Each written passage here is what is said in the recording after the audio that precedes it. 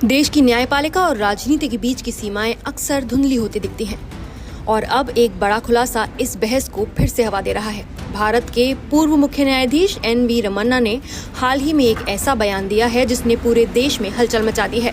उन्होंने कहा कि जब वो देश के मुख्य न्यायाधीश थे तब उन पर राजनीतिक दबाव डालने की कोशिश की गई और ये दबाव इतना बढ़ा कि उनके परिवार तक को निशाना बनाया गया। जस्टिस रमन्ना ने खुद बताया कि उनके परिवार के खिलाफ फर्जी क्रिमिनल केस दर्ज किए गए सिर्फ इसलिए कि उन्हें झुकाया जा सके, डराया जा सके। उन्होंने ये बात आंध्र प्रदेश के VIT-AP यूनिवर्सिटी के दीक्षांत समारोह में कही और भले ही उन्होंने किसी सरकार का नाम नहीं लिया, लेकिन इशारा साफ तौर पर YSRCP सरकार यानी जगन मोहन रेड्डी के दौर की तरफ था। उन्होंने कहा, आप में से बहुत से लोग जानते हैं कि मेरे परिवार को कैसे टारगेट किया गया। उन पर क्रिमिनल केस लगाए गए सिर्फ मुझे दबाव में लाने के लिए।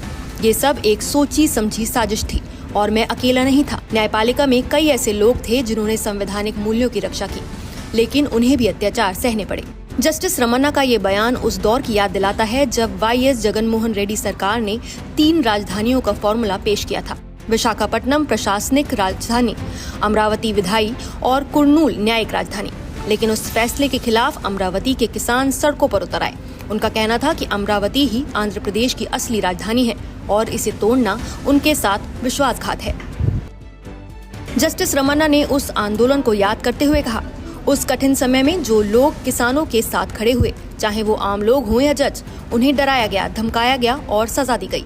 उन्होंने ये भी जोड़ा कि जब कई राजनेता चुप रहना चुन रहे थे, तब भारत की न्यायपालिका और वकील अपने संवैधानिक दायित्वों पर अड़िग रहे। उन्होंने कहा, मैं अमरावती के उन किसानों को सलाम करता हूं, जिन्होंने सिस्टम की ताकत के सामने झुकने से इनकार कर दिया। उनका साहस मुझे प्रेरणा देता है। आज जब N. चंद्रबाबू नायडू की सरकार फिर से सत्ता में है, अमरावती को राजधानी प्रोजेक्ट के रूप में बहाल किया जा चुका है और विकास कार्य तेजी से आगे बढ़ रहा है। लेकिन रमन्ना का ये बयान ऐसे वक्त में आया है जब देश भर में चुनावी माहौल गर्म है और जुडिशियल इंडिपेंडेंस बनाम पॉलिटिकल प्रेशर की बहस एक बार फिर से केंद्र में है। एक पूर्व CJI के ऐसे बयानों से ये सवाल खड़ा होता है कि क्या भारत की न्यायपालिका